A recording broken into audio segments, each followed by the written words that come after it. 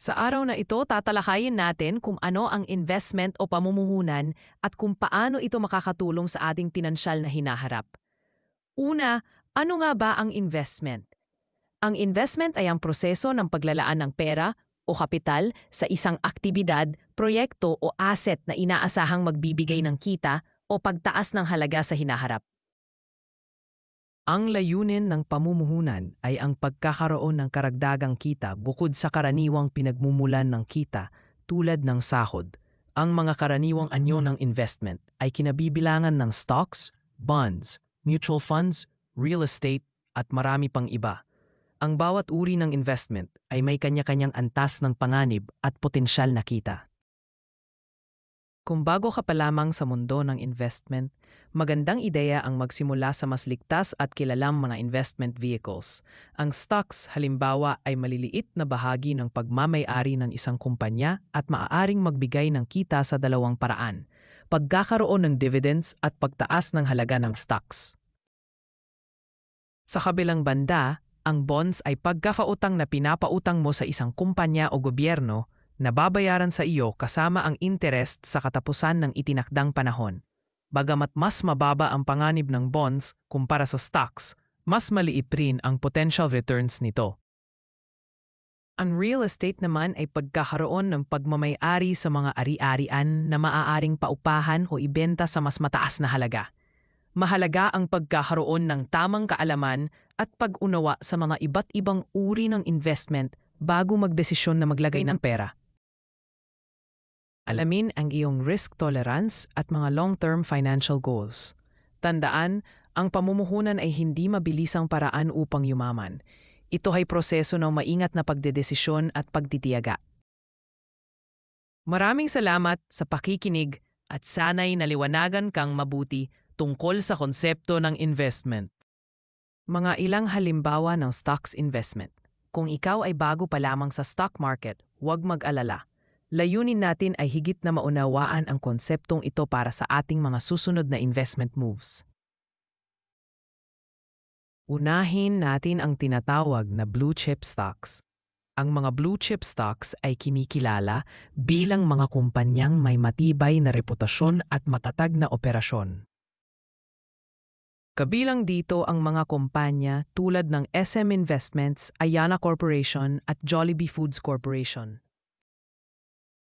Ang mga ito ay karaniwang mayroong magandang kita at may kapasidad na makalampas sa mga krisis pang-ekonomiya. Sumunod ay ang growth stocks. Ito ay mga kumpanyang inaasahang may mataas na potensyal na lumago. Kadalasan, ito ay may mas mataas na kita at mabilis na pag-akyat ng kanilang mga presyo sa merkado. Sa Pilipinas, ang mga halimbawa nito ay ang Ginebra San Miguel at Converge ICT Solutions. Nariyan din ang dividend stocks. Kung ang layunin mo ay magkaroon ng regular na kita mula sa investments mo, ang dividend stocks ay isang magandang pagpipilian. Ang mga ito ay nagbibigay ng regular na balikan sa mga shareholders sa anyo ng dividends. Mga halimbawa ay ang PLDT at Globe Telecom na parehong nagbibigay ng kaakit-akit na dividends. Isa pa sa mga dapat isaalang-alang ay ang speculative stocks. Bagamat mataas ang panganib ng mga ito, mataas din ang posibleng kita. Karaniwang halimbawa nito ang mga kumpanyang startup o iyong mga bago pa lamang sa industriya. Sa kasong ito, madalas ay malaking halaga ng research at kaalaman ang kailangan bago sumabak. Sa pag-aaral mo ng stock market, mahalaga ang diversification. Huwag mong ilagay ang lahat ng iyong ipon sa iisang uri lamang ng stock. Subukang ihalo ang iba't ibang uri tulad ng blue chip, growth, dividend at speculative stocks upang mapaliit ang panganib at mapalawak ang potensyal na kita. Sa pagpili ng stocks, laging gawin ang sariling research at konsultahin ang mga eksperto kung kinakailangan. Ang matagumpay ng investments ay nakasalalay sa iyong kaalaman, tayaga at oras na inilalaan sa pagkilala sa mga oportunidad at pagbabago sa merkado. At yan ang ilang halimbawa ng stocks investment. Sana'y naging kapaki-pakinabang ang impormasyong ito para sa inyong financial journey. talakayin natin ang ilang halimbawa ng crypto investment na popular sa kasalukuyan. Tandaan, ang pag-invest sa cryptocurrency ay may kasamang risk, kaya mahalaga ang pagkakaroon ng tamang kaalaman bago sumabak. Unang halimbawa ay ang pagbili at pag-hold o hodling. Sa pamamaraang ito, bibili ka ng cryptocurrency sa low price at itatago mo ito habang umaasa sa pagtaas ng value nito sa hinaharap. Karaniwan itong ginagawa sa mga sikat na coins tulad ng Bitcoin at Ethereum. Pangalawa ay ang day trading. Ito ay ang pagbili at pagbenta ng crypto assets sa isang araw. Mahirap ito at kailangan ng technical analysis skills. Pero kapag nagawa ng tama, maaaring magkaroon ng mabilisang kita. Ikaw ba'y mahilig sa kita na hindi aktibo? Subukan ang staking. Ang staking ay isang paraan ng passive income, kung saan ang iyong coins ay inilalagay mo sa isang wallet para suportahan ang pag-validate ng transactions sa blockchain. Bilang kapalit, kumikita ka ng rewards sa anyo ng karagdagang coins. Nariyan din ang mga initial coin offerings o ICOs, isang uri ng fundraising kung saan ang bagong cryptocurrency project ay nagbebenta ng kanilang tokens upang makalikom ng pondo. Kadalasan, kung maganda at unique ang proyekto, tumataas ang value ng tokens na iyong nabili kapag ito ay naging successful. Para sa mas adventurous sa inyo, maaaring i-consider ang DeFi o Decentralized Finance Projects. Sa DeFi, naiba ang iyong investment dahil ito ay kinasasangkutan ng smart contracts na may layuning baguhin ang tradisyonal na financial system. Mula lending, borrowing, hanggang earning interest, kaya nitong tugunan ang mas personal na financial needs. Huli ay ang paglahok sa NFT market. NFTs o non-fungible tokens ay patok na patok, lalo na sa mga digital art at collectibles. Kung ikaw ay artist o collector, naku, baka ito na ang para sa'yo. Ang ilang mga halimbawa ng mutual funds na maaaring maging bahagi ng iyong investment portfolio. Unang-una, importante munang maunawaan kung ano ang mutual funds.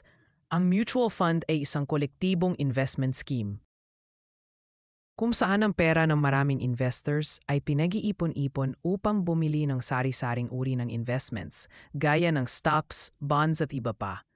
Ang mga ito ay pinamamahalaan ng professional fund managers. Ngayon, tingnan natin ang ilang uri ng mutual funds. Una, ang equity fund. Ang fund na ito ay pangunahing nag-i-invest sa stocks o equity. Karaniwang mas mataas ang potensyal na kita, ngunit maaaring mas mataas din ang risk kumpara sa ibang uri ng mutual funds.